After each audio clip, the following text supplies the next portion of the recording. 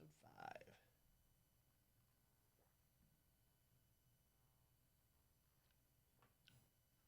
5. Let's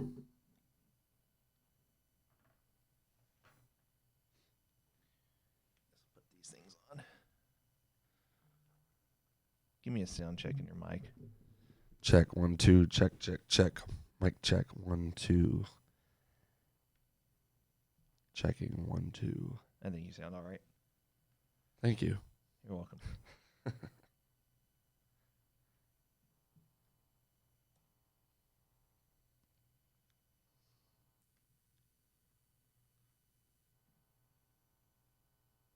Didn't want to do that.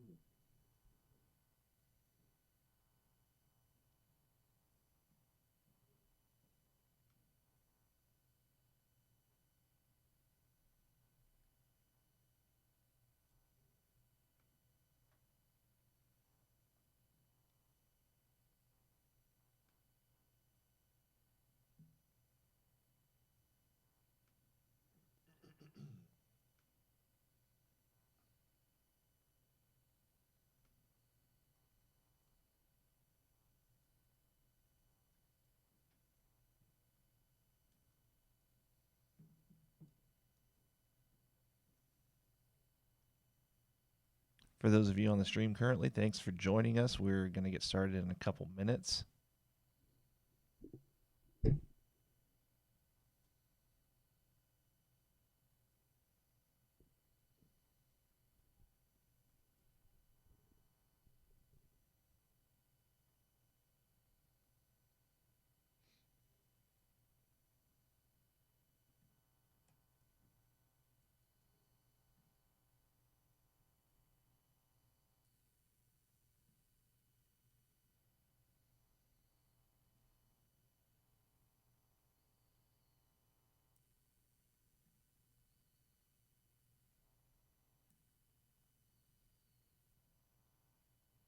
We'll give it about another minute and we'll get started.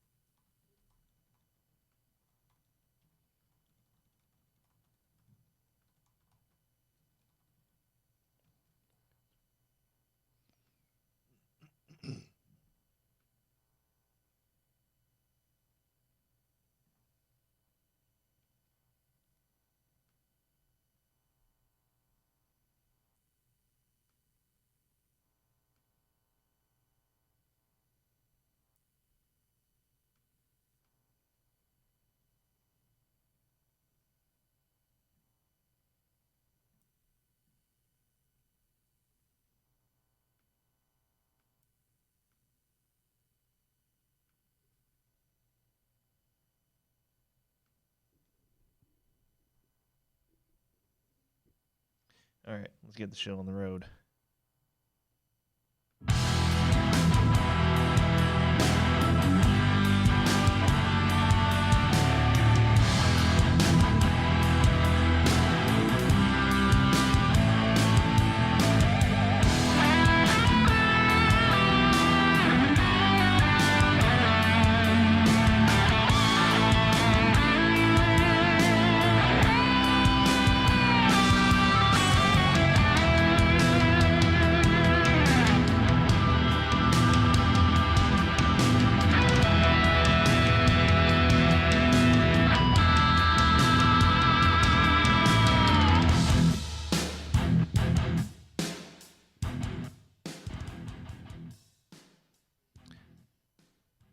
Good Monday morning to everyone out there.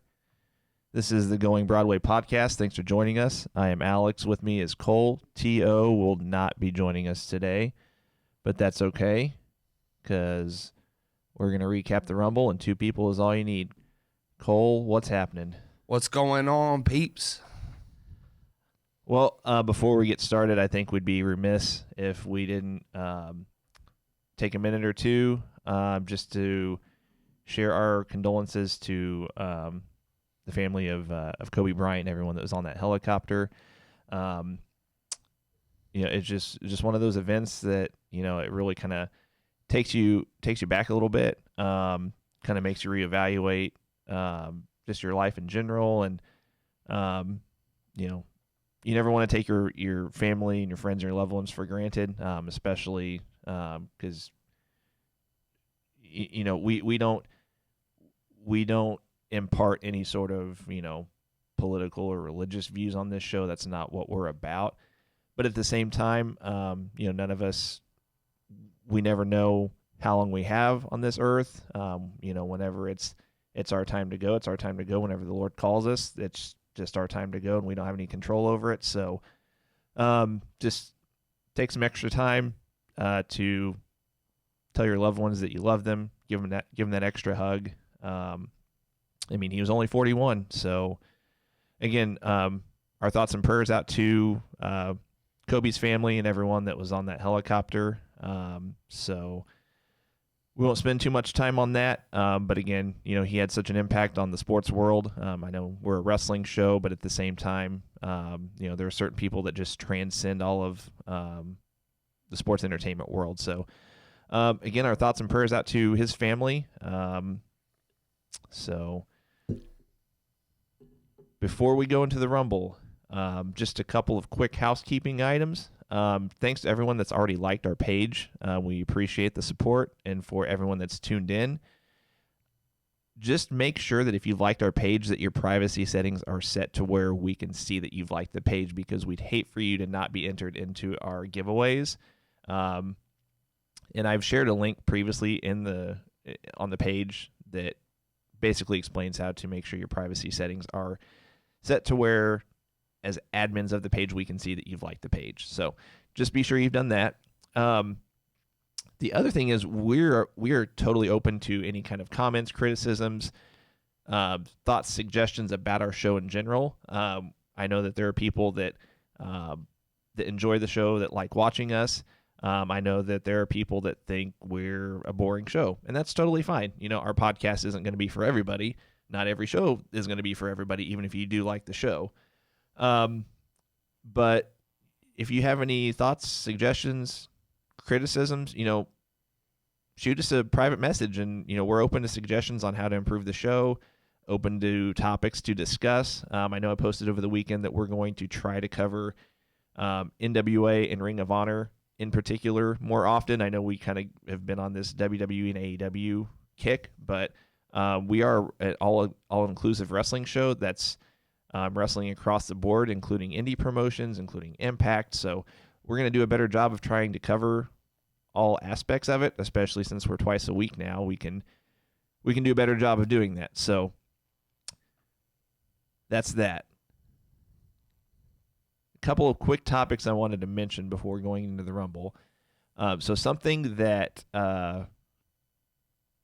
came out not too long after our show last Thursday. So AEW apparently is pushing the idea that they're going to have their 6-man tag titles, and they're going to have a tournament on Jericho's cruise next year. What are your thoughts on that? I mean, I think that brings diversity to AEW to bring in a tag title belts or whatever you want to call them.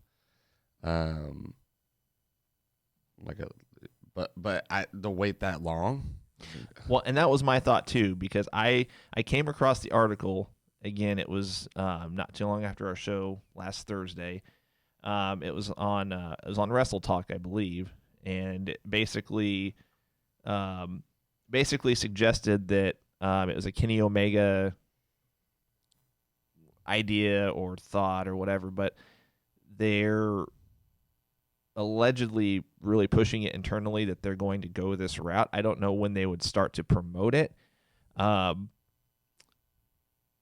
surely it wouldn't be a year from, they wouldn't wait a year after they've announced it to say, okay, now we're going to have our tournament. So it was just an interesting little thing that I came across. I wanted to mention because, I mean, they're compared to WWE, and I guess this is the case, any promotion compared to WWE, they only have 3 different titles. I mean, they don't have as many, but at the same time, they don't have multiple brands. They don't have a huge roster. So, I mean, I like the idea of having the 6-man tag titles. I think it brings back an element of old school because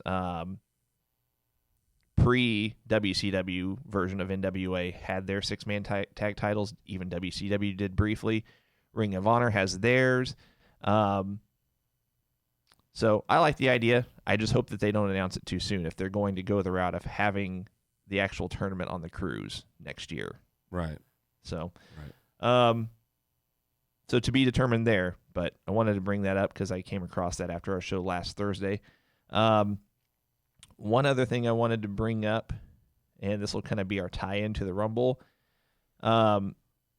Allegedly, Sasha Banks' spot in the Rumble was given to Kelly. Why? Who knows? Yeah, I want to talk about that. So well, supposedly she's injured, and we'll get to that in a second. The other thing I wanted to get into also, apparently Brock Lesnar and Matt Riddle had a backstage altercation at the Rumble. Allegedly it wasn't a work. It was a real tense moment. I don't know if anything will come of it, but it was just something I read actually during the Rumble last night. And of course, they've kind of sounded off Riddle, especially on Lesnar and his just his take on Lesnar, and obviously not being a fan of his. So, but on to the Rumble. So, first off, in general, I thought it was, from start to finish, I thought it was a decent show. By no means I didn't think it was the best Rumble ever. I think it's going to be really hard to top the Rumble in 1992.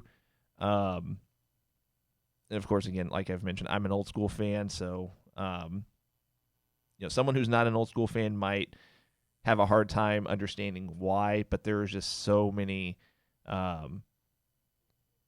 It was just a star-studded Rumble. I mean, if you go back and look at who all was in there, it was just world champion after world champion, whether they'd held the title prior or after that.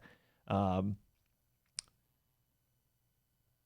as far as the card itself, we'll just kind of run down it real quick. Won't spend too much time on the pre-show. Of course, Sheamus beat Shorty G. I don't think that was a surprise to anybody. Andrade beat Humberto. I don't think that was a surprise to anybody. And I was actually kind of disappointed in the Andrade Humberto match. I thought it would be a better match. But when you're on the pre-show, I mean, I don't know how much I don't want to say confidence, how much motivation it gives you to really have a good match. Right. So, okay, so then the main card starts. So we've got Roman Reigns and King Corbin, Falls Count Anywhere. I thought the match went way too long. I mean, it went 20 plus minutes. I just hope that feud is over. And I mean, I don't know what you're gonna do with Corbin after this, because I still think they're gonna push Reigns. They're gonna push Reigns for the Universal title. I think. I just that's what makes the most sense. Unfortunately, I can't believe I'm saying that, but booking wise, it just seems like that's what makes the most sense at this point. So, what are your thoughts on the match itself? I think we get this idea that when we do matches like Falls Counts Anywhere or No Holds Bars, like all these different matches, they have to go like 25, 30 minutes because of the match stipulation, right? So I don't think it needed to be as long as it was, especially with the fact that they were both in the Rumble too. I felt like you could have made that storyline go. The light. Our lights have gone off in here. Lights went off. There we go. There we go. Yeah. So I don't think it needed to go as long as you could have carried that into the Rumble. But I feel like that's an indication that the storyline's over too, because Corbin got on the mic and said, "I'm going to eliminate Roman Reigns," and he wasn't even in the match to do so. Mm-hmm. When the time came. So I kind of feel like that storyline should be over. We got to remember that Elimination Chamber is in between now in WrestleMania. Yep. So there's still a whole pay-per-view and really 2 months of storyline to figure out. So Roman Reigns may not jump right at the Fiend right away. They might continue this Baron Corbin thing into the Elimination Chamber. Well, not only that, you've got the Super Showdown that they announced as well. Yeah, so, but no one cares about that. Well, like that's going to be a very predictable. It should be. Show. We say that, but it was a Saudi show where the Fiend won the title. So yeah, but a lot of those guys, especially with what happened on this last trip and all the speculation, if it's going to be still considered optional to go, I just don't. I agree. I think they're going to have a lot less people willing to go. And I honestly think that this 10-year contract they have with them, I think they're eventually going to get to where they're going to have so few guys willing to go, if they still make it voluntary, that they're not even going to make it the full 10 years, because they're not going to have enough guys to do a show. It's going to be more like a Legends show. Like they're going to have to keep pulling in those names to do it. But as far as that match goes, I felt like it was predictable. Like I said, I the spot where I can't remember if it was Jimmy or Jay jumped off the sound stuff was pretty dope. But other than that, it was a pretty predictable match. I felt like Corbin kind of botched the spear at the end. Yeah. But Corbin botched something. Go figure. But ultimately, I thought it was a good match. It just like you said, I felt like it went a little too long for. Granted, the card only had 5 or 6 matches total on the actual main card.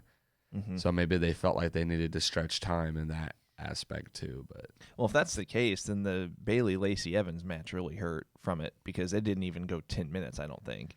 I mean, a lot. And granted, the women's Royal or the men's Royal Rumble went so fast because of how that went down. So I mean, there's just a lot of timing could have been stretched in different matches differently, and I just don't know if that was the match to spend it on. Oddly, though, the biggest problem I had with this match, with the Reigns and Corbin match, and I had mentioned this to you before we went on the air, is, and this was a big issue I felt throughout the whole show, but the camera work, I mean, in this match in particular, the camera work was so, especially once they went into the crowd, and I get that there's logistical stuff, they have to maneuver around equipment and fans and stuff like that, but the camera work, it was like something out of the Blair Witch Project movie. I mean, it was like if you watched it for more than 10 seconds, it was making you sick.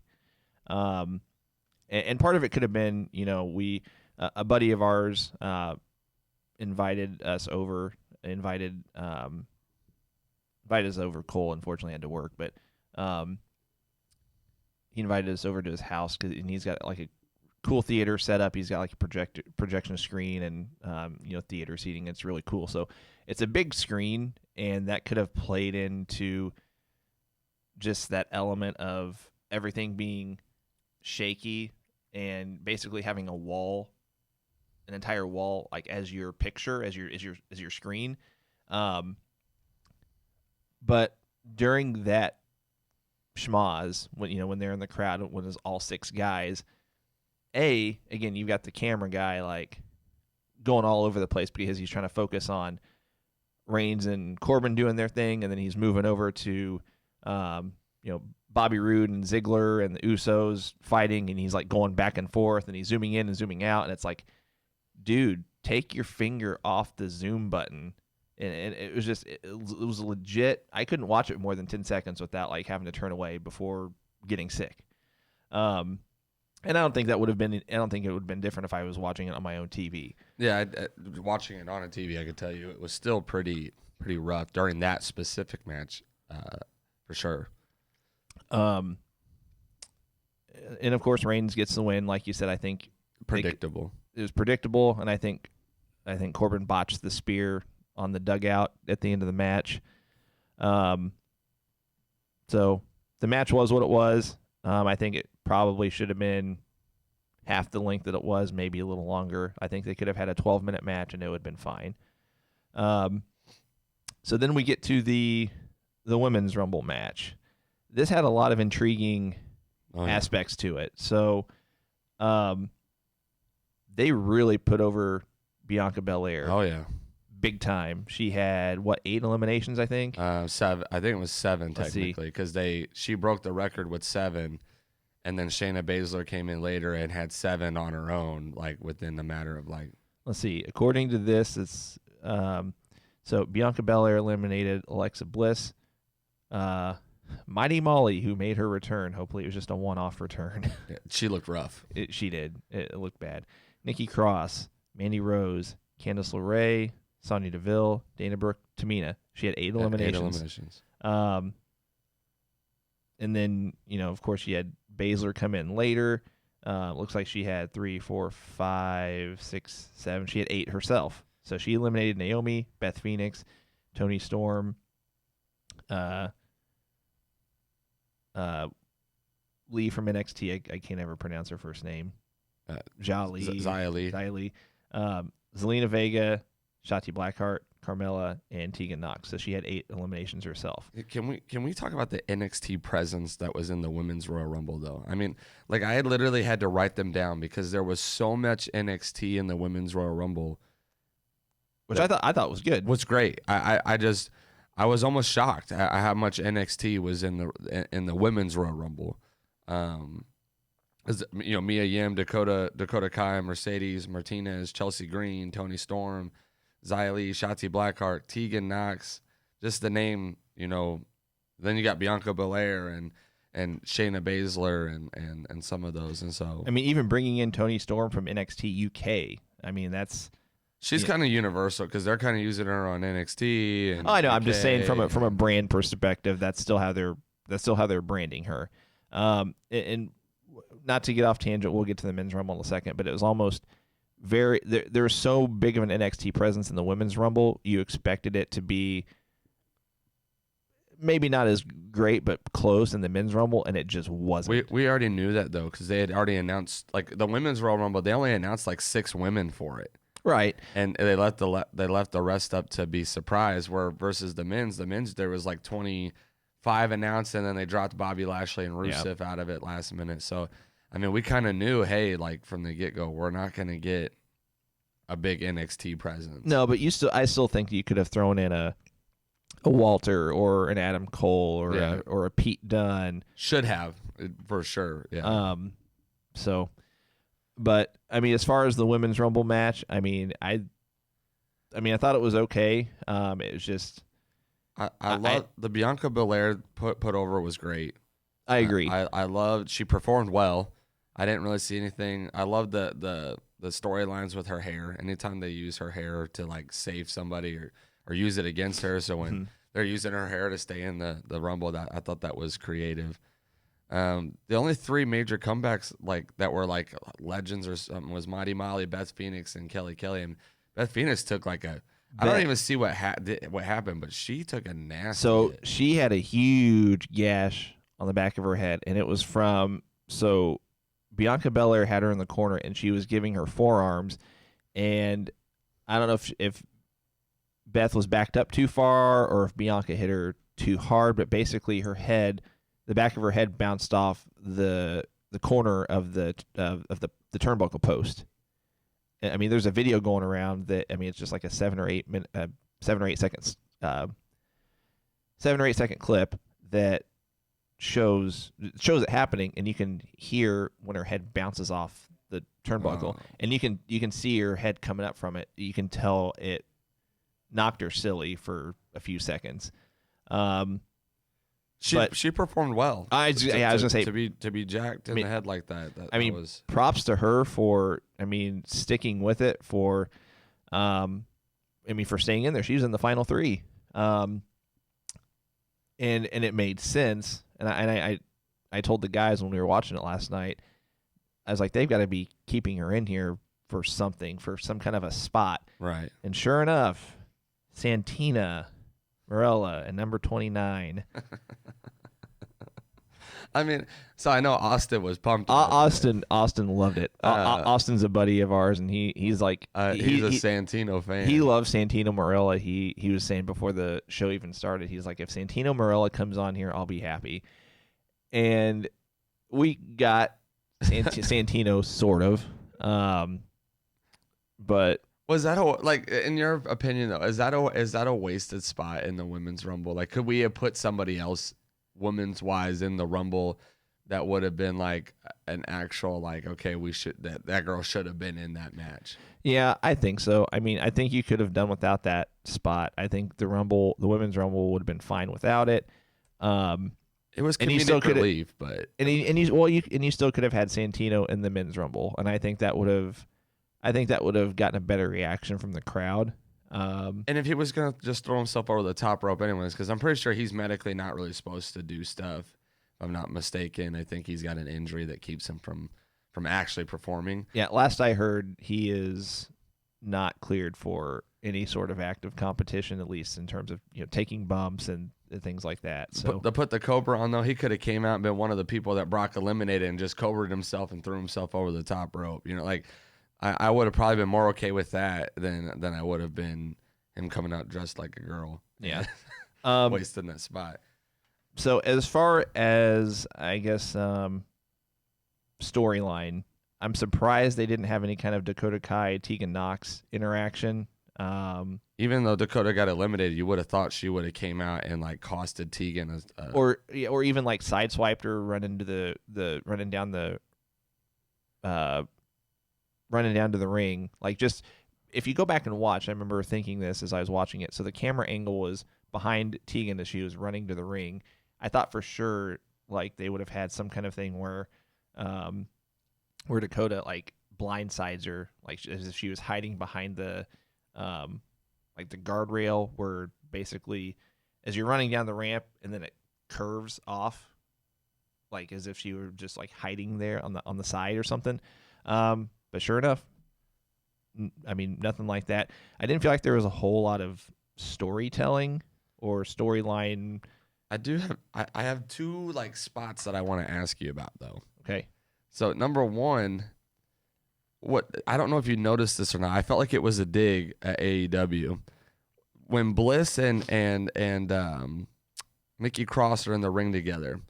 They start from turnbuckle to turnbuckle and then come and give each other a hug. Mm-hmm. Yeah, and the camera angle pulls back like a best friend's hug in AEW, and the whole crowd's cheering. Do you feel like that was organic, like it wasn't meant to be a dig, or did you feel like that was a I remember that happening because I said something to Austin. I was like, "Hey, best friends," but I don't remember them doing the I don't remember them doing the zoom out. Not as drastic as AEW does, but it was more subtle. It definitely had if I have to think, okay, that was best friends.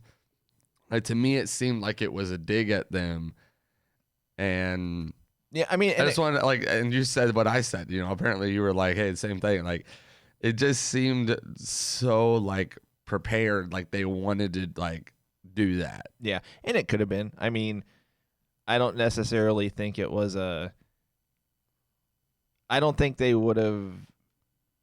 I don't think WWE cares enough to take the time to say, okay, Alexa, I want you and Nikki to do this bit where you stand in the ring in the very center and you hug, and we're going to do this little zoom out thing because we want to make fun of a couple of guys in AEW that a lot of people have never even heard of. Right. And I might be off base saying that. I don't know. But it definitely, for an AEW fan, you would have made the connection for sure. So I also want to ask you about what the I'm laughing saying it. The Mandy Rose save by Otis. that was good. Where That was, I didn't even see him. Like he came out of under the ring. yeah, I guess he had to been under the ring the entire time, and it was just And- it was a cool spot. I mean, it definitely, we didn't know it at the time, but it'd make up for the fact that Kofi didn't have his annual save. I mean, he was getting chanted for outside of the ring. Like he was actually like a highlighted part of the match because while he's out there, everyone's chanting Otis, and I'm like, man, this dude's taken away from the actual match. And then he catches her again, and then I love that Sonya gets thrown over too, and it kind of because it looks like they're creating that storyline where Otis is kind of coming between them and all that stuff. So yeah, I enjoyed it. I mean, they weren't going to put him in the men's rumble, it looks like. So I guess that was a good place to put him where he got something. He got his TV time, yeah, I guess. Agreed.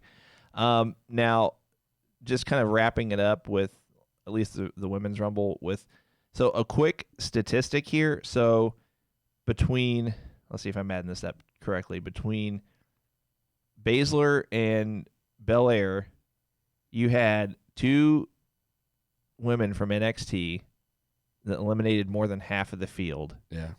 And then if you throw in Alexa Bliss and Charlotte Flair, they accounted for, let's see, gonna go back. So 16. They accounted for all but 6 eliminations. So the only other eliminations came from Santina eliminating herself. Santina eliminated herself, himself, whatever. You had Liv Morgan eliminated Lana. You had Mandy Rose eliminate somebody. Sonya Deville eliminated somebody, and I actually think theirs was a joint thing. I think they eliminated Mercedes Martinez. Chelsea Green eliminated Dakota Kai. Beth Phoenix eliminated Natalya. That was kind of a neat little storyline, double cross there, and that was it. Every other elimination was either by Baszler, Belair, Charlotte, or Alexa. So, wrapping up the women's rumble, what are your thoughts on Charlotte winning? I was a little bummed. I was excited because there was other names in there too. Like I was excited to see Kairi Sane kind of get a little bit of her own solo spotlight since coming in. Naomi returned, and I was excited to see her. I didn't think she was gonna win, but I was just excited. And then when Shayna came out at 30, and we didn't see a Nia Jax return, and we didn't see a Ronda Rousey return, and we didn't get Sasha in the Rumble. Because I was sure like Sasha Banks would at least been in the Rumble, and I know we talked about it, earlier that her spot was probably given to Kelly or whatever, but due to injury, whatever the case had been, I was bummed because we didn't get any of those 3 names. Whether you like them or hate them, they're big names, they're names that people know, and I would have expected one more name that would have been like, okay, they could win it. And we didn't really have that. And so when Shayna came out at 30, I was like, this girl for sure is about to win. Mm-hmm. Like she's and they teased it too. Like she came in and in about 30 seconds eliminated 6 or 7 people. Mm-hmm. I mean, just was destroying people. And so to come down to her and Charlotte at that, I was kind of like, okay, this is legit. Like this is a really good tease of a storyline. Especially if Shayna, wins the Rumble, gets the belt, and then sometime later they put them against each other. It was like, exactly what we thought. The Vegas odds were on Shayna. Mm-hmm. And I almost feel like WWE looked at the Vegas odds and were like, we're going to trick you, and flipped it up because now you're going to get Charlotte versus Becky at Royal Rumble. That's kind of That's what I was trying to think as far as how they're gonna. It's either that or Bailey. I mean, and I feel like they're gonna tease a Sasha versus Bailey at WrestleMania. Unless, so here's my thought on this. You've got Bianca Belair, who they pushed to the moon in this Rumble. She's facing Rhea Ripley for the NXT Women's title, and I'm sorry, not sorry. I'm still gonna call men's titles, and I'm still gonna call women's titles. I'm not gonna pull a WWE and not act like that they're the same. If you disagree, let me know, and I'll talk with you more about it. But you still have that title match happening. Then you push Baszler. What do you do with Baszler going from here if you don't put her in the title picture or a title picture to some degree?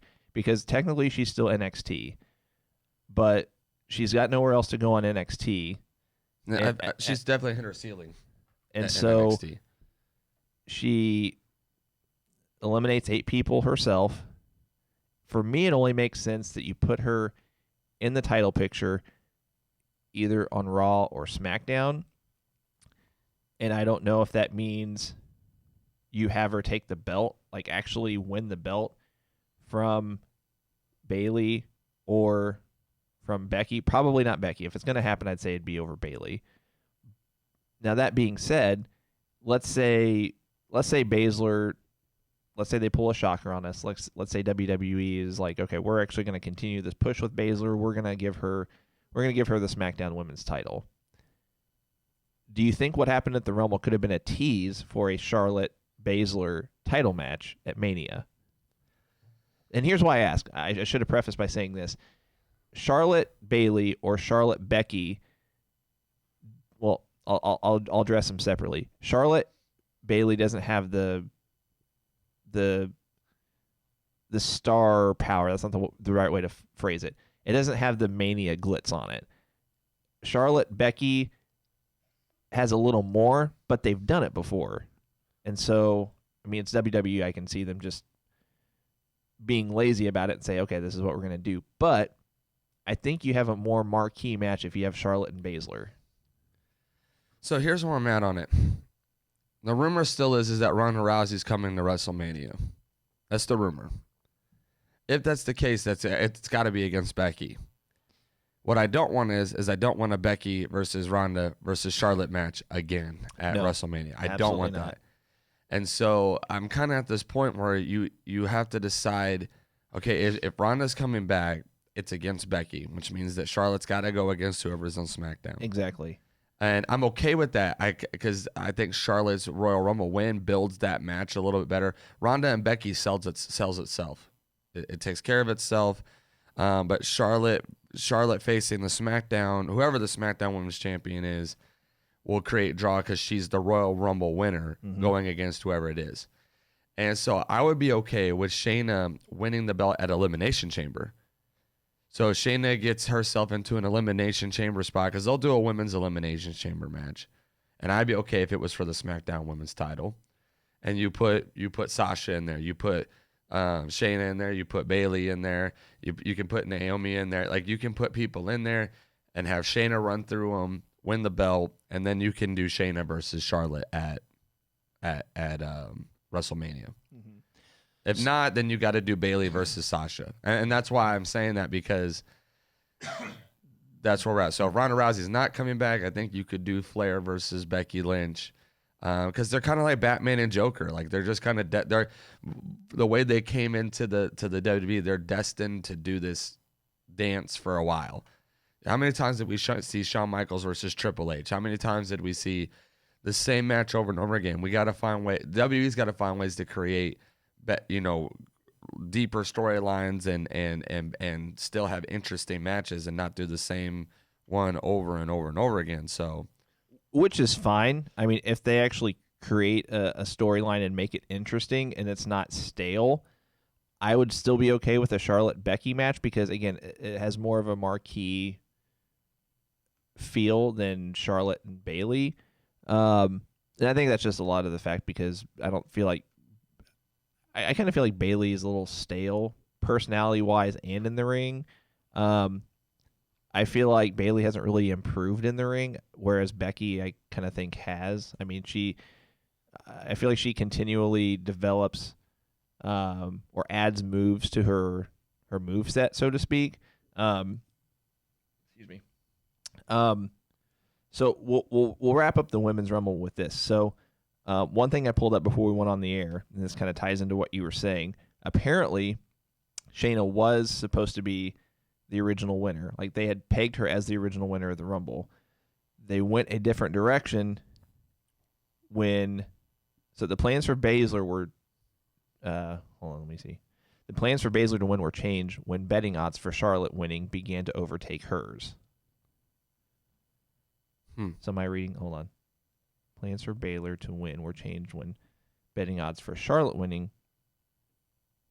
Oh, okay. So they're basically, yeah, like you said earlier, they basically changed it whenever it looked like everyone was picking Shayna. Yeah. So, so the women's rumble, I don't know. I give it a. Who do you think she's going after, though? I mean, like, final thoughts. You think Charlotte's going SmackDown with it? You think she's going Raw? I don't know. I mean, I think there's a lot of directions they could go with it. I could see WWE doing a lazier approach and having her in a program with Becky. I could see them. Becky's going stale to me. Like, her like with the belt, she's just going. It's like she's got to drop the belt at some point, in my opinion, and it's either going to be to Ronda or to Charlotte. I agree. I think if they can get Ronda Rousey to come back, I think, like you said, you have your match. You have Ronda, you have Becky at WrestleMania. You don't even have to do anything with it. Like, WWE could just go on autopilot, and it would, like, you have your storyline. They can go out there and do their promos, and you're set. And if they do that, I think it only makes sense from the standpoint of they pushed Baszler so much in this Rumble, and the fact that she has nowhere else to go on NXT, that you fast track her to the SmackDown Women's title, put it on her, and then you have Charlotte and Baszler at Mania, especially since that was how the Rumble ended. I mean, it was definitely a tease, and I just feel like that would be a great setup if they could get the belts on Baszler by Elimination Chamber. I feel like that would be the match that Charlotte needs to have. Yeah. My buddy Mark is on here. He's made a couple comments. He said, Charlotte versus Bayley, no draw. Charlotte Becky, drawable. I completely agree. Charlotte and Baszler, draw and print money. Agree. Jonah Gordon, did I miss you guys talking about Beth Phoenix dying? Yeah, we touched on that. We touched on that a little bit. But yeah, again, just mad props to Beth for staying out there. I mean, because that happened not too long after she was in the match, and just like the old cliche back in the day was Gordon Soley was a commentator back in the day, and anytime a wrestler would be bleeding, he would coin the term a crimson mask. Well, this was like a reverse crimson mask because the entire back of Beth Phoenix's head was just red. Yeah, I mean like Becky Lynch red. Like oh no, this was like tomato red. Like that, like her.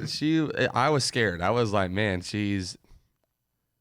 Yeah, like I mean, it definitely added intrigue to the match. So, all right, so we'll move on. We had Bayley and Lacey Evans.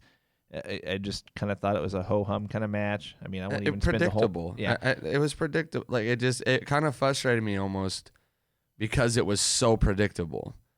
And I wish Lacey Evans would have won the match so we could have done Charlotte Flair versus Lacey Evans. That would have been intriguing. And it would have been something new.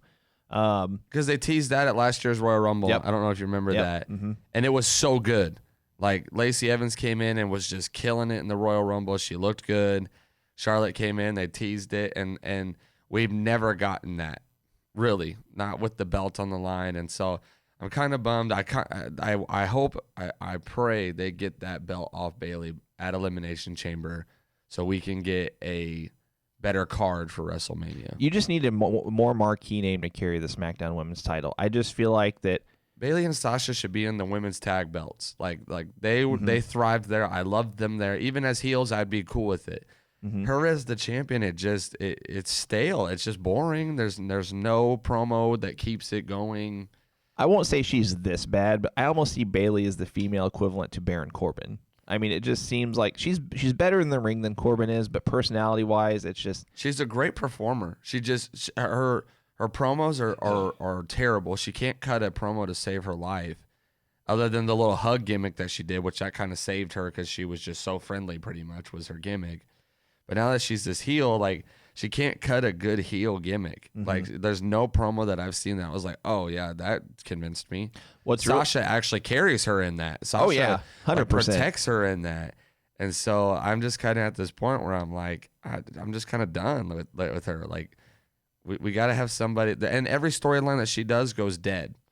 Like, there's no intrigue in any women. Since she's held the belt, there has been no storyline where I was like, I want to see that. Yeah, I mean, her storylines don't go anywhere. Now, part of that, I'd say most of that is her. Part of that's WWE. But, I mean, if you're going to be a performer, you've got to, just do what WWE gives you and make it work. I mean, you've got R-Truth with the 24/7 title. He's made it work. Right. I mean, you've got Street Profits. I mean, they can cut a promo like no one else. They get this much TV time and it's promos. Exactly. Kind of a side note that I thought was hilarious. I brought this up to the Austin and Dan as we were watching this last night. You had Santina come in at 29, and so it's close to the end of the Rumble. And then you had Bailey come out. If you put a side by side of Santina and Bailey, wow, no, you just ruined her. Wow, you just ruined her for me. I mean, it's like, oh no. At least from a side profile, like. It was. I told the guys whenever Bailey was walking out, I was like, "Hey, it's Santina. She's coming back out." Coming down. Is that Bailey? No, that's Santina. No. And here's the other thing. Lacey's she's not a very good face. No, and we were talking. They're almost booing her. We were talking about this last night. If you're gonna make her a face, you almost need to give her an edge of some kind, whether it's like a Stone like Cold, a Randy CM Punk, Orton kind of edge. Yeah. However you do it, but the whole daughter gimmick's not working. No, the U.S. Marine or whatever she was isn't working. They're booing her. They're booing her promos. They're booing when she speaks, and I'm like, her gimmick's a way better heel gimmick, and I just like. Yeah, and just for clarification, I mean, this is no disrespect to her and her service in the military. Oh, I mean, no. We can never be indebted to anyone that has ever served in any capacity in the military. That's entirely separate from what we're talking about, because that's a real thing. We're just talking about the entertainment aspect. So using it to get her over is not working. Right, exactly. And something else, and we'll get off this match because, I mean, again, the match itself was predictable, wasn't great. What was really funny, I don't know if anyone else caught this, but as Lacey Evans is doing her entrance, they do a shot of her husband and he's holding their daughter, and as she's walking down, making her entrance, they go to the shot of her daughter, and right before they cut away, she starts to pick her nose, and I'm just like, What a great mother. No, I'm just kidding. Well, no, it's like, she's got this, her image, her storyline, her character is, she's prim and proper, and her daughter's over there picking her nose. I just thought that was hilarious. You're gonna start a whole revolution of Lacey Evans picks her nose at home shirts and stuff. Because what kind of mom are you teaching your daughter to pick her nose? No, I'm just kidding. She's a great mother. So then we go to the Fiend and the Daniel Bryan match. Daniel got the snot whipped out of him. I mean, I was cringing after about, 10 minutes into the match, and he just kept getting whipped over and over and over. I actually thought the match itself was pretty good. I mean, at points they made it believable that Daniel Bryan might actually win, even though I knew in the back of my mind there's no way that they're gonna have him. Not at Rumble. They're not gonna put the belt on him. Not when WrestleMania is so close. But I mean, it had some cool spots. You had the label lock using the strap. Did you like the strap stipulation? Yeah, I mean, I liked it. I mean, I thought it was all right. I think they made it work for what it was. I mean, I don't even remember the last time WWE had a strap match. Right. We were just me and Austin and Dan were talking about, just history of like strap matches and stuff and how it's just not been done universally throughout wrestling promotions that much. Period. It definitely limits. It limits what you can do, especially when you have a performer like Daniel Bryan, who's very run around, high energy kind of offense. The match was good. It was a predictable Fiend match, in my opinion. Where there was gonna be spots where Bryan looked like he could do it. We saw it with Seth Rollins too. There were spots where we thought, hey, Seth Rollins is gonna win this thing. Curb stomp after curb stomp after curb stomp, and nothing is happening. Right. Same with Daniel Bryan. I mean, how many times did he hit him with the knee? How many times did he put the label lock on him? Like, and I knew that the Fiend was gonna win. So I was at the kind of point with it where I was like, basically, we watched this match to watch Daniel Bryan get whipped 1,000 times, and to see the Fiend win. I will say this: his entrance is the best entrance in WWE probably in the past decade. Like, his entrance is just captivating. Like, the Fiend's entrance just blows me away. But the crowd interaction with him last night was not very good. They were not into him. They were not into the match. It just was kind of. I agree, and I think part of the atmosphere, and there was no red lights. I was okay without the red lights. I'm actually getting tired of the red lights, and it's hard to watch. It just matches. was weird. You're right, but it was just weird that it was different. I think it had to do with the fact that they're in the stadium, and they might have not had a way to. I mean, I guess you can always have light trusses, but definitely more difficult to do.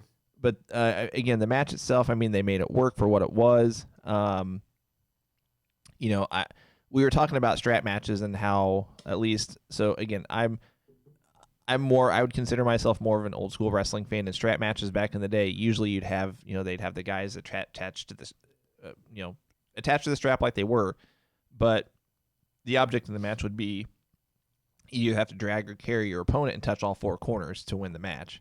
And I mean, I knew going in, it was just going to be a normal pin. Whoever gets first pinfall or submission wins the match. But I mean, I was thinking about it. It's like, well, maybe that's a way that you can have the Fiend drop the title. Go, at some point, is do it in a gimmick kind of way. And of course, they probably won't. They'll probably put Roman over him clean and whatever. That's a whole other topic. But, the match itself, I thought they did well for what they had. Again, the strap limits Daniel Bryan and some of his moveset. You saw at one point, Daniel tried to go to the top and then realized, oh, wait, I'm on this strap. I can't go to the top unless I do it from inside the ring. He ended up doing something from the second rope. So, again, it kind of limited them a little bit. But from a brutality standpoint, I'm surprised at how much Bray Wyatt laid into Daniel Bryan with the straps. I mean, his back was covered in welts. You could see, just literally epidermis coming off his skin, to quote JR. But then you also had at one point, you could see that one of Bray Wyatt's eyes, you could even see it through the mask, had swollen up, and I think he took a shot to the face from the strap. So, I mean, it had its spots where, they really integrated the strap. And so is the Daniel Bryan Fiend storyline over? Because here's my question: Elimination Chambers around the corner. You probably end it there officially. They typically only do one of the two belts of both the women's and the men's in an elimination chamber. Uh-huh. My thoughts are Brock Lesnar's going into the chamber. So the Fiend could go in the chamber. They could do it with SmackDown, but SmackDown to me doesn't have enough you're ready. So that's the only way I could see the Baron Corbin Roman Reigns storyline not being over. Is if they put the Fiend in the elimination chamber and then it's Baron Corbin in there, it's Roman Reigns in there, it's Daniel Bryan in there, it's John Morrison in there, it's The Miz in there, and it's I don't think you do the Universal title in the elimination chamber. I feel it's got to be Brock Lesnar. But even with Brock, I don't even know how you. I mean, you'd obviously have to have Brock come out winning, but right, unless you have Brock in the chamber coming out 5th or 6th, that's a long match for him. I mean, if I he, was actually shocked with his, and we'll get to that, but like I was shocked with him in the Rumble. you can tell if he goes longer than 10 or 12 minutes, he gets gassed, and he gets gassed quick. I mean, he's beet red and I mean just dripping pools of sweat, and it was just. We'll get there. Your buddy Mark says this: Brian and the Fiend is one of those things you can keep doing, but isn't something to beat to death. And I agree with that. I kind of feel like, yeah, we could keep doing it, but if he's never going to go over, you're really just hurting Daniel. And I would rather see Daniel, if he's not going to be in the main card picture, put him in a tag team or put him in the Intercontinental Championship run and give him something to run with. And maybe that's what you do at Elimination Chamber instead of doing. You might not do either of the main card titles. Maybe you do an Intercontinental title in the Elimination Chamber. Maybe you do the United States title at Elimination Chamber and debut a new United States title belt like they've been talking about doing for the better part of, I don't know, 6, 7, 8 months, maybe even longer. AJ Styles, he's in the mid card right now. You got Andrade, there are tons of talented performers that are stuck in mid card right now. Yep. So you definitely could do it, but I don't see them doing that, if that makes sense. Yeah. All right. Moving right along here, we're going to tackle the women's title match real quick, the Raw women's title match. Becky Lynch and Asuka. I'll be honest, I kind of phased in and out of watching this. Let me help you. It's predictable. Well, yeah, I mean, pretty much everything. The two things. I mean, the Rumble matches were the highlights of the show, obviously, which was the point, and everything else was really just time fillers and storyline builders and some things, or storyline enders in some ways. I mean, as far as I'm concerned, we don't even really have to talk about this much. I mean, from a storyline standpoint, they wanted to put over the fact that Becky hadn't had a win over Asuka. Would she be able to get over the hump and win? Long story short, she did. She prevented Asuka from doing the green mist and said she kind of gets it on herself or whatever. Becky Lynch puts her in the disarmor, whatever it's called, and she wins the match. It was like a 15, 16-minute match. It's a good match that doesn't hurt anybody. Exactly. It didn't hurt Asuka. It doesn't hurt Becky. It was a good time filler. It got the belt on the card. And it exercises Becky Lynch's, past demons in a sense. And right. So the storyline was bad. I didn't like, Asuka can't cut a promo in English. So it just kind of took away from it. I feel like Becky needs a good counterpart at this point in time in her run. So I feel like, I mean, we kind of touched on it earlier. I feel like Becky's run is just coming to an end, period. We know it. I'm just curious to see who's going to end it. Are we doing a Charlotte Flair feud with that, or is Facebreaker Nia Jax coming back? Is Ronda Rousey coming back? Is Shayna and Becky gonna go at it? I just want to know. So if who's gonna end that run and see a good end to her run on that? So if it's not Ronda, I think it's you're gonna have either Charlotte. I hate saying this, but I think to some degree, so let's look at it from a couple different perspectives. I think if Ronda Rousey comes back, you have your storyline. You have your match at WrestleMania. That's a given. Eventually, I think she does get into a program with Nia Jax, even if she doesn't have the belt. Yeah, you can do that without the belt, easy. And I kind of hope they go that route. In a Facebreaker match. I'm sorry.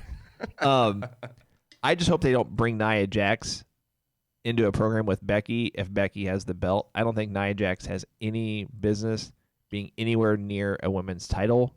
I still think until she proves differently, she's dangerous in the ring. So that's that.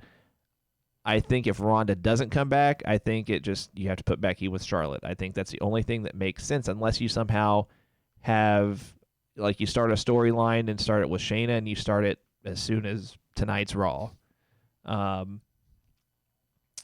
But I don't know if you can start a storyline until WWE gets the yay or nay from Ronda if she's coming back, which they may already have their answer. We don't know. But tonight would be the night to bring her. Agreed. That or Elimination Chamber and have her come in after the match. Yeah. All right, so we'll tackle the men's Rumble here in just a second. I want to do our excuse me. I want to do our quick or a quick read about our show and about our radio app. So you can check out the Going Broadway podcast with new shows every week on Apple Podcasts and Google Play, as well as a number of other platforms where you can access your podcasting. For those of you watching us live right now, each show is archived, and you can go back and watch any one of them on Facebook or via our YouTube channel as well. Go to goingbroadwaypodcast.com/YouTube and check us out. Please also download our free app. It's called Yo Radio. It can also be downloaded through the App Store or Google Play. Yo Radio is the most advanced, user-driven streaming radio service on the market today. Everything you would expect and more from the most full-featured platforms ever developed. Listen to an endless genre of music, podcasting, including our show via the Lineup channel, sports, news, and more 24 hours a day, 7 days a week. And it's always 100% free. Again, that's Yo Radio, available via the App Store, Google Play, or by visiting yoradio.com. You can also check out our podcast if you visit lineupmedia.fm, and you might have to do a little bit of scrolling, but you'll be able to see our podcast as well as a number of other podcasts that are recorded and broadcasted live from this studio. So check that out as well. Just a quick reminder about our giveaways. I think we're at about 300 likes right now. Once we hit 500, we're going to do some more T-shirt giveaways. Once we hit 1,000, we're going to give away that free belt that I showed a couple of shows ago. I also I don't remember if I did a separate video on that or not. I think I plugged it a little bit when we did our first T-shirt giveaway. So check out our page. Check out our prior videos that we've done. It is an NWA National Heavyweight title. For those of you old school fans, it's reminiscent of the belt that Tully Blanchard and Dusty Rhodes held in the 80s. So that's the belt that we're going to be giving away. If you have any questions about who produced it or who made the belt, just feel free to shoot me a private message and I can give you some info on that. So I'm slacking off on doing our on my little sound bites over here. I didn't do the ring bell and I didn't do our Lord Alfred Hayes promotional consideration thing. That's all right. Cole's just looking at me like, what are you talking about? I'm actually disappointed in you because I just now realized that you did. I count on you to do those things. You know, like I forget that. You know, it's a Monday morning, so got a case of the Mondays. Here, all right. I'll play one right now, but you ready to discuss the men's rumble? Am I ready? Are you ready? No, I said, are you ready? And if you're not down with that, all right, this is a little late, but I went and you threw in the ring bell too. 2 for 1. 2 for 1. All right, so the men's rumble. This actually had a lot of intriguing aspects to it. Yeah. So tell you what, I'll let you have the floor, and I'll let you share your thoughts first, whether it's as a whole, specific parts. So I already told you this. I like the end of the men's Royal Rumble. They're almost 2 separate Royal Rumbles because it's like not almost. There were 2 separate men's Royal Rumbles. It's like okay, here comes Brock Lesnar. He comes out. I get the storyline. It's not that I don't get it. I just don't like it. And you have him come out. You feed like 13, 14 people to him. And like I told you, guys that I just didn't think needed to be ruined like that. I didn't like that Eric Rowan got taken out of the match by him in 0.8 seconds. I didn't like that Kofi and Big E and Rey Mysterio and Braun Strowman and all the, there's so many people that came into the Rumble. We talked about Keith Lee. I love that Keith Lee made his entrance into the Rumble. We talked about it. I wish I would have seen him go longer. Even if he was, obviously wasn't going to win, but even if he was to have like rolled under the bottom rope and been out of the match until Brock Lesnar got taken out, by McIntyre and things like that, I would have liked to see him in a spot, deeper into the Rumble. Well, I'll tell you what. Let's just go through these one by one as far as the guys that Brock eliminated, and we'll just kind of spitfire if we think, basically, if we're okay with it, or if we thought they should have had a lengthier stay in the Rumble, or if they maybe should have been replaced by somebody else for this particular spot.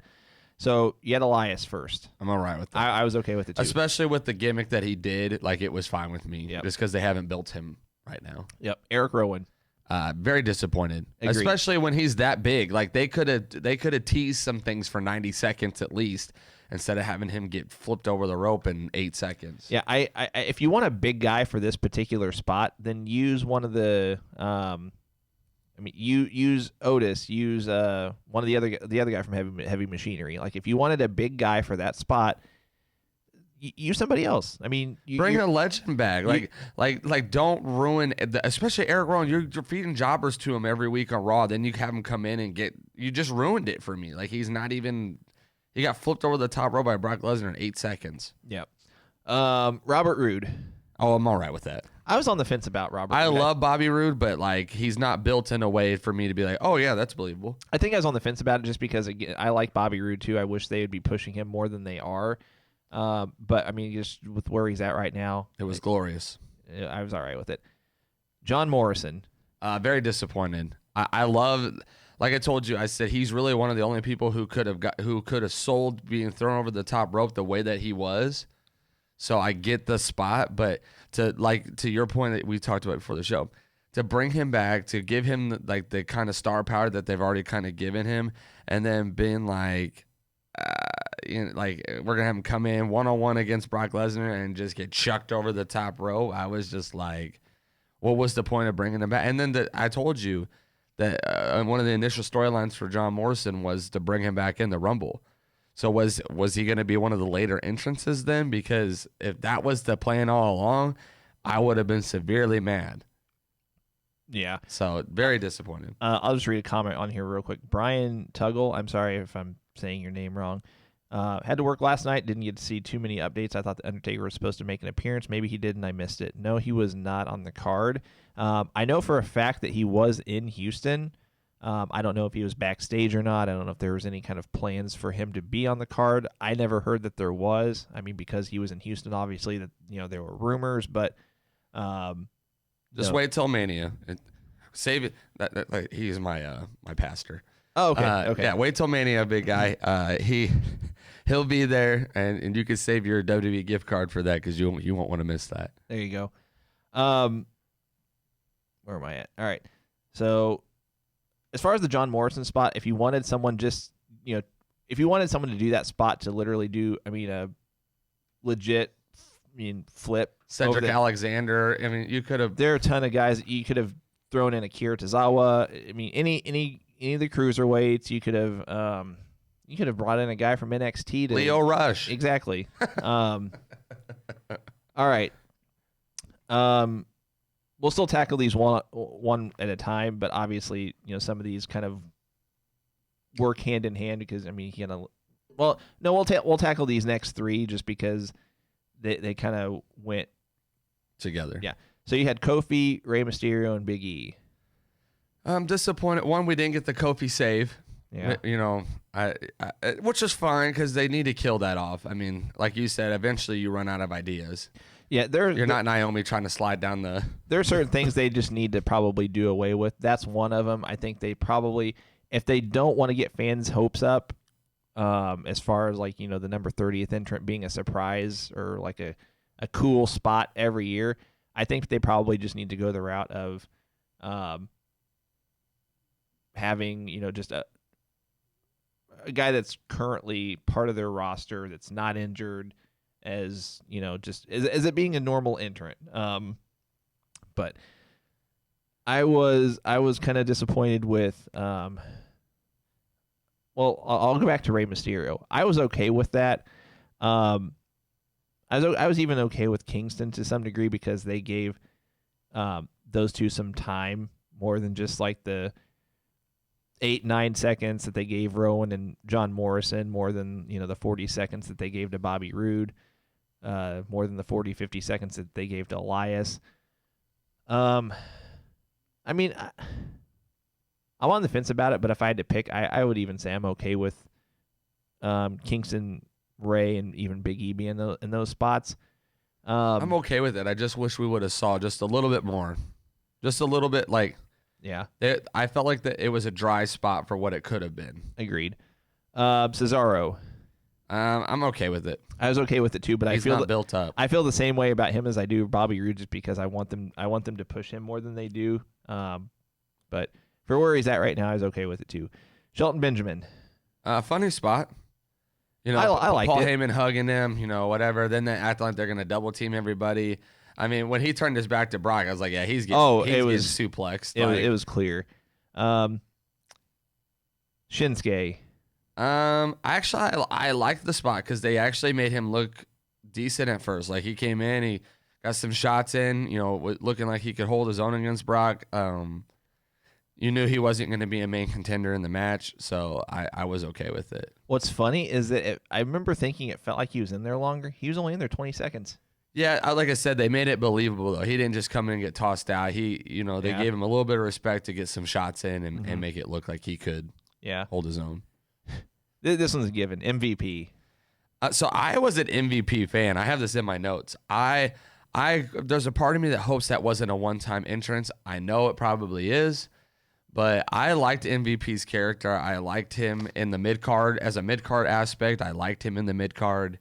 So I was kind of excited to see him. I loved his little, like, hey, come here, Paul, like him chasing Paul around the ring and all that. I wish I would have saw the shot. Like, he didn't really do his ball-in thing. So this was kind of on a website that had, like, post-Royal Rumble notes. One of the things they said is he's scheduled to be back for a few appearances, and while it's not a long-term thing, this wasn't his last appearance. So, yeah, I'm hoping. I mean, he doesn't have to hold a belt for me. I would love to see him perform again, even if it's in one of the Saudi shows or, they'll have the Andre the Giant Battle Royal coming up. Wouldn't mind to see him back in that, and actually have some good spots. Like The ball and elbow. As long as he does the ball and elbow one time for me, because I followed him to Impact. I like MVP. I wish he would have stayed and saw it out, because I think he would have had a even more highlighted career than what he was. Yep. All right, we'll tackle these these last two as a 2-for-1. So you had Keith Lee coming out 13th and Braun Strowman coming out 14th. I'm okay with Strowman. If you really must have him, if you must bury Strowman again, I mean, at this point, I feel like Strowman is just like, If he doesn't win the Intercontinental title off Shinsuke at Elimination Chamber, you've ruined him. Oh, 100%. I mean, you ruined any chance of saving him. I mean, you were getting ready to have him sing with Elias this past Friday. So, I mean, you're really destroying what could have been. Although, in all fairness, this has been a couple years ago, but they did a thing where like Elias was I think this was on Raw. Elias was in the ring doing a guitar, his little song thing. Strowman came out on the stage with the big cello. I don't know if you remember that or not. Yes, I do remember that, actually. So, I mean, that's all right. I mean, I don't mind that so much. That was funny. Even as, in comedy spots. But if you're going to have him, he's becoming a Big Show. I wouldn't even say that. At the end of Big Show's career here, Big Show was doing love scenes with Vicky Guerrero. I mean, like... Oh, I forgot about that. Yeah, like, they just put him where they need to put him, and he is the kind of guy, he's in his prime, he's in a place where they could, if they need him to step in and be in the main card or be in the mid card, like, they could easily flip him, and just like Big Show, we talk about it all the time, Big Show's had so many turns, it's not even funny. Yeah. So, like... I'm kind of at that point with him where, like, they need to give him a push now, though, at least in the mid card. 100% agree. So definitely need to see that. Was disappointed completely about Keith Lee. Absolutely. I told Cole this before we went on. I don't think you should have fed Keith Lee to Brock Lesnar. I think they pushed him so hard with the Survivor Series performance. They've put the North American title on him. So obviously, them doing that, it's very likely that they wouldn't have had him win the Rumble and fight for the title if they just put one on him in NXT. I mean, stranger things have happened. They could have had him win the Rumble and then drop the NXT North American title. Who knows? But definitely didn't see him winning it. No, but they could have had him. I told you before we went on, they could have had him stay in the Rumble, do a 20-minute stay in the Rumble, and then have him been eliminated later on whenever Rollins and AOP and Buddy Murphy came out and did their thing. Would have liked to. I did like to see that he wasn't just a one-off throwout though. They had him take Brock down with a shoulder tackle and made him look believable at least. And I loved that there was plenty of bask in his glory chants. Oh yeah, you got to know I'm a Keith Lee fan, so I was excited to see that the crowd was into him, that the crowd knew who he was, which was a good sign. Mm-hmm. And that we got to see a spot in the match where Keith Lee actually got to shine at least against Brock Lesnar. We knew that spot was coming. We talked about it pre-Rumble, that they were going to tease that spot. And I'm just glad to see that it wasn't just him getting tossed over the top rope like Eric Rowan or some of those other guys. And this could have been WWE still testing the waters with his popularity because, they're in a stadium of 40,000 people, and they knew who he was. He got over. They had the bask in his glory chant. So maybe this was their last way of just making sure that, okay, we've got a star here. So now that we know, right now we'll go forward with. Well, my thing is one of his moves though is that like that huge shoulder push that just chucks people. He did. I wanted to see like 3 or 4 of those guys go the road because he does that. Like I just would have liked to have seen one. At least one. Like, and I know there was really no one in the match for him, unless you're gonna do it to Strowman. But well, unless you keep him in longer than they did, right? Had him do it to I'm just looking through who he could have done it to. He could have done it to Seth Rollins. Yeah, Ricochet. There's a lot of guys it could have happened to. So that was all of Lesnar's eliminations, all 13 of them. He tied the record for most eliminations in one Rumble. And then, of course, a few minutes later, this is one thing I was going to mention. Except for Kofi, they gave Keith Lee the longest stay in the Rumble before he got eliminated by Lesnar. So, I guess that's saying something. But so then a few minutes later, you have Ricochet with the low blow behind Lesnar. Drew McIntyre hits him with the Claymore kick and eliminates him in the crowd. Lost it. And I thought it was a good spot. It was. We knew it. We both said it, and even Tim said it. We knew that Drew McIntyre was probably going to be the one to eliminate him, because we knew that Brock was. If they had Brock win the Rumble, that would have just ticked everybody off. No one would have liked that. Well, that doesn't mean anything. Right. WWE has pulled stuff before but that. We had this huge inclination that Drew McIntyre was going to eliminate him, and regardless if he won the Rumble or not, it was going to set up a storyline with Brock. And so yeah. I love the elimination. I love that they tied Ricochet in with it because he had gotten attacked by Brock. And I think they're setting up a quick pre-WrestleMania Ricochet Lesnar title match, maybe. Even just a match. And like I said, those could be Raw matches that give Brock a quick appearance. But you really think they're going to have Lesnar wrestle on Raw? So here's my thing. Again, if Lesnar goes in the Elimination Chamber, they've set up some storylines. The past couple of Raws, they've set up some things to where, you can put the Monday Night Messiah in there. You can put Ricochet in there. Ricochet would have some great spots in the chamber match. Can you imagine Ricochet and Buddy Murphy in an Elimination Chamber match and the spots that they could pull off? So this is my thought, though. The Monday Night Messiah could get him and Buddy Murphy into 2 slots to help double team and team up on people. You have Ricochet in there. You have Kevin Owens, Samoa Joe, and there's plenty of people you can put. And that's why I think it's going to go Raw with the Elimination Chamber match. And you're going to see Brock obviously come through. He'll probably be the last one into the match and destroy everybody. But that's my thoughts. I love that he got eliminated. I just hated that he got fed so many decent guys so early. Yeah, and I told Cole this before we went on air. I think they should have done one of 2 things. If they wanted to feed so many people to Brock Lesnar, so to speak, then they should have changed up a lot of the guys. That's why we just went through one by one what we thought of some of the guys that they buried.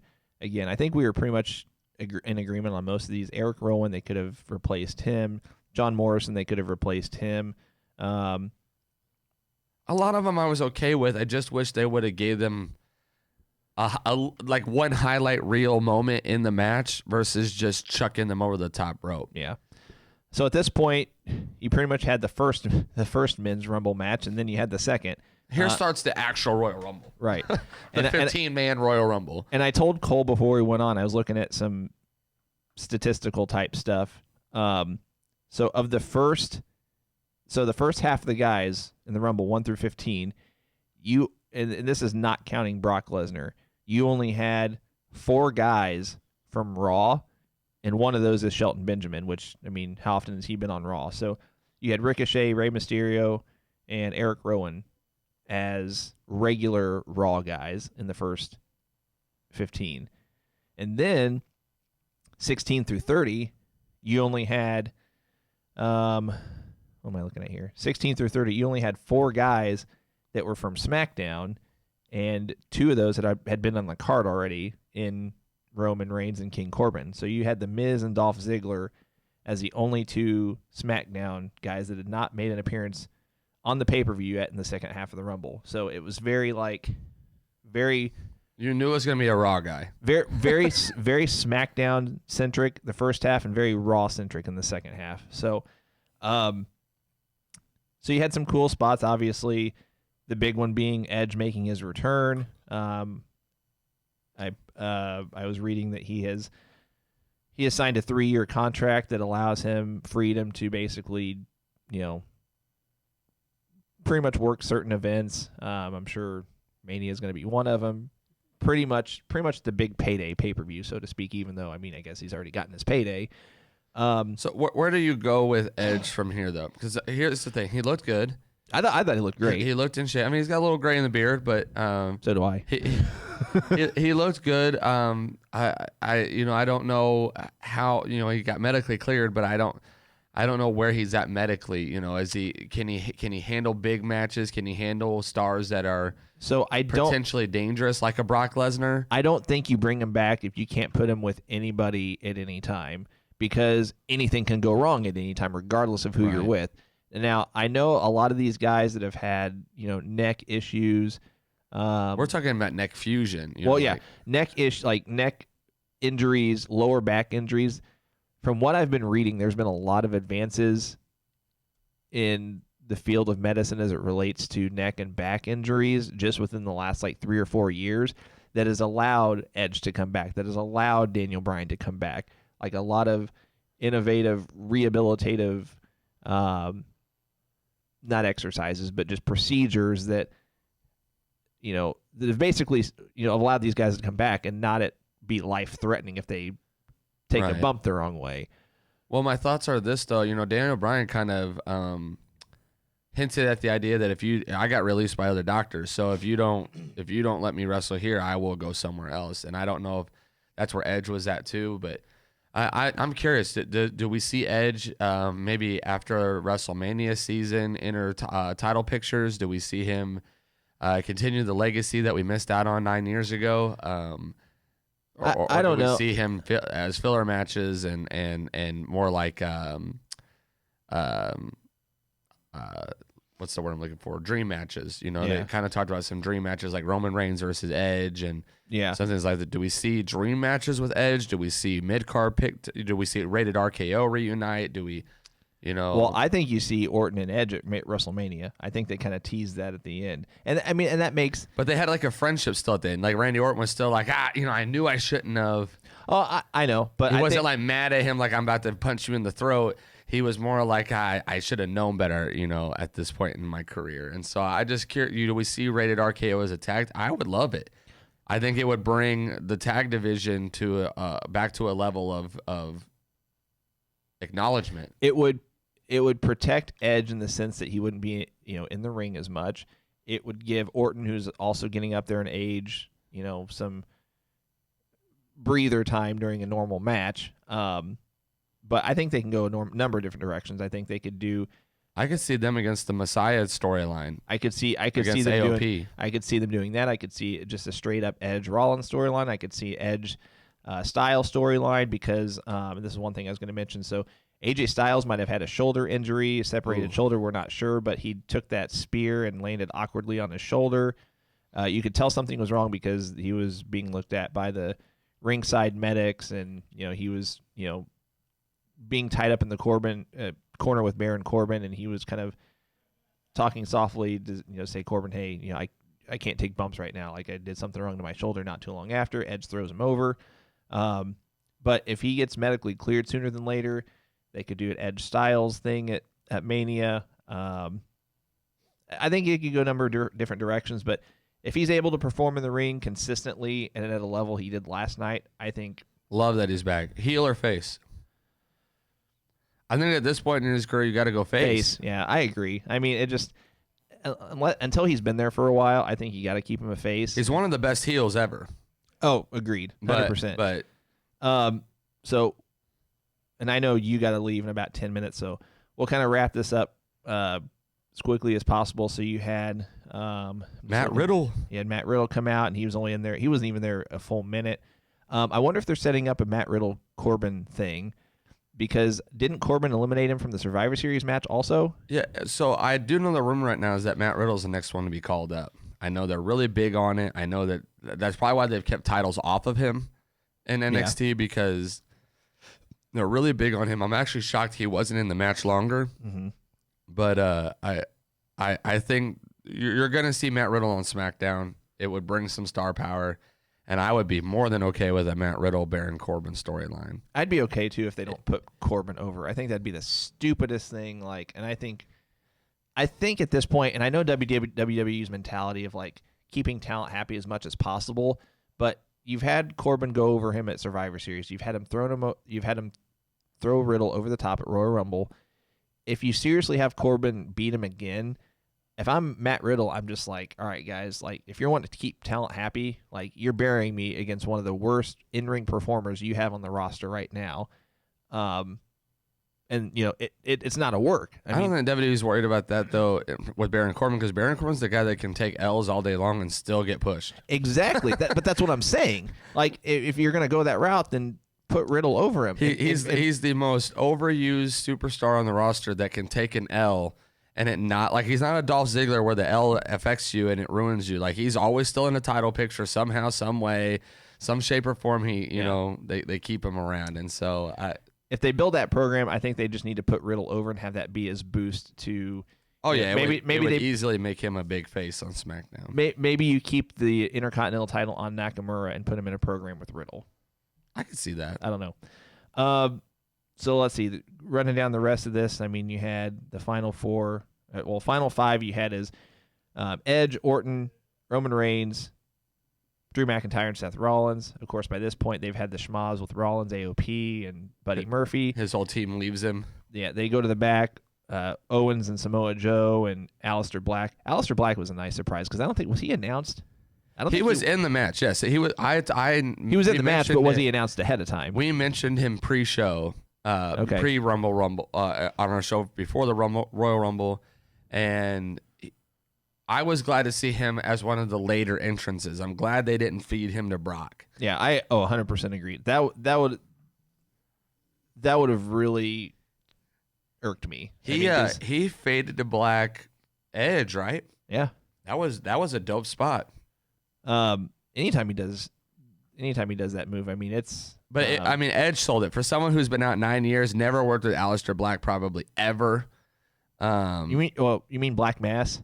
Black Mass. Sorry, what did I say? Fade to black. We talking Metallica here? Sorry. Sorry. That's all right. I was actually. It's funny you said that.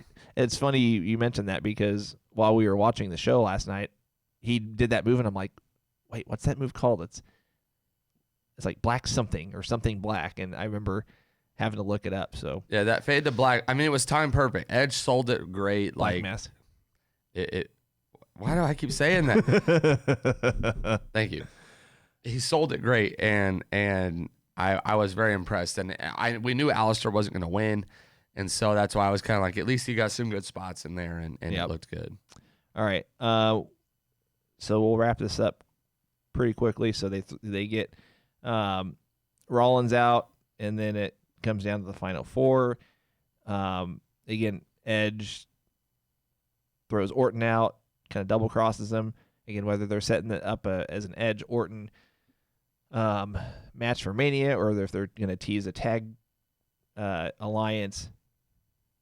Maybe they tease it. Maybe they do the tag alliance briefly and then go for a program between the two of them, like tag at elimination and then flip on each other. Yeah.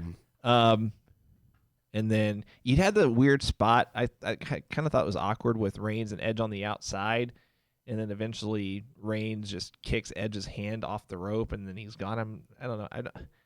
It's like, could you not have thought of a more innovative way to I think pull that off? I think it was the save from people being so mad that Edge got eliminated. Like it almost made it look like it was Edge's fault. Like he made that mistake, of letting go of the rope or whatever and falling off. Yeah. This is people are already booing Roman again. Yeah. This is what I was going to read earlier. As far as Edge's contract, there's no word yet on what WWE necessarily has planned, but it's reported that he has recently signed a 3-year contract that is said to be worth significant money. I remember reading somewhere else that basically it's like a limited schedule, which I mean that's expected. So, and then I like the fact that they ended it pretty quickly after that. I mean, they had Roman try to throw Drew out. He gets an elbow, gets a Claymore kick, and he gets thrown out, and then match is over. Drew McIntyre wins. I liked the booking decision. I think they did the right thing, not only having Drew eliminate Lesnar, but having him win the Rumble.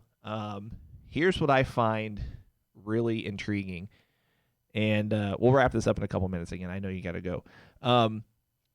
This was, if you go back to the 2014 Royal Rumble. So this is going to be another neat statistic for you guys. So 2014 Royal Rumble, Batista wins the Rumble by last eliminating Roman Reigns. If you go the following year, 2015, Roman Reigns, that's when he won it. If you go to 2016, he ended up finishing in the final 3. That's when he went into the match as champion, but his title was on the line. That's when Triple H won it by last eliminating formerly known as Dean Ambrose, now known as Jon Moxley. 2017, he was the last one eliminated by Randy Orton. 2018, Shinsuke won by last eliminating Roman Reigns. 2019 he wasn't in it. I believe that was when we were talking about this before we went on the air. I believe that's when he was out recovering. And then this year, once again, last one eliminated. So if I'm Roman Reigns, unless you say I'm Roman Reigns, unless you're putting the belt on me at WrestleMania, I'm kind of ticked right now because I don't know about that. He knows he's getting pushed.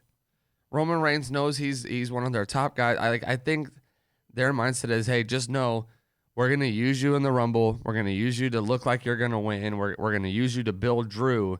Just know that we still take care of you other places.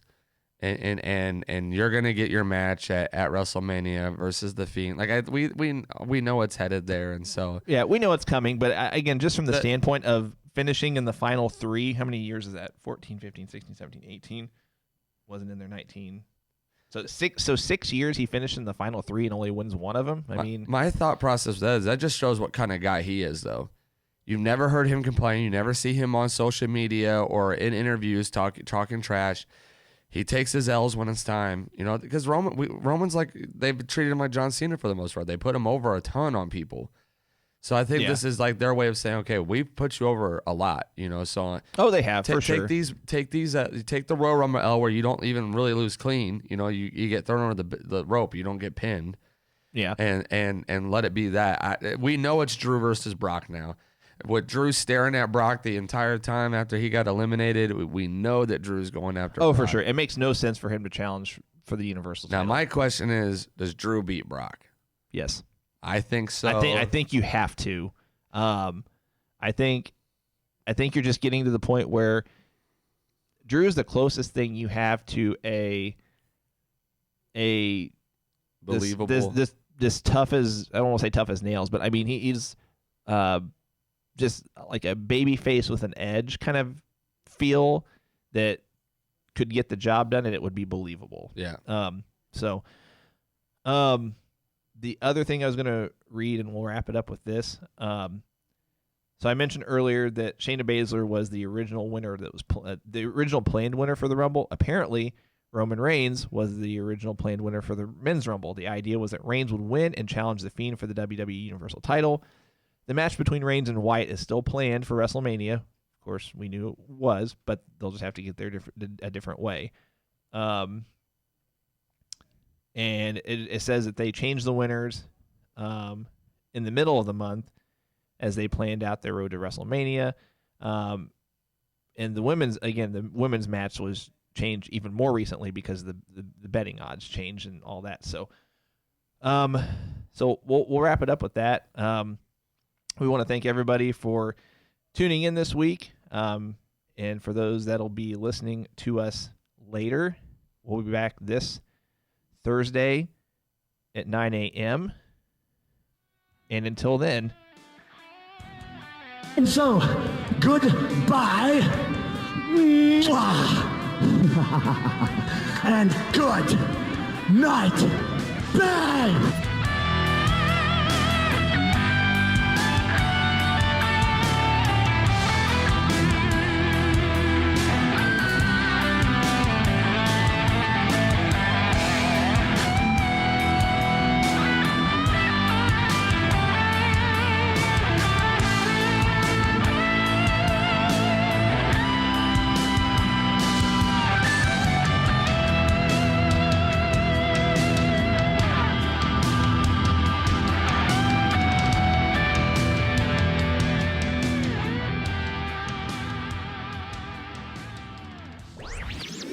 This podcast was a presentation of LightUpMedia.fm.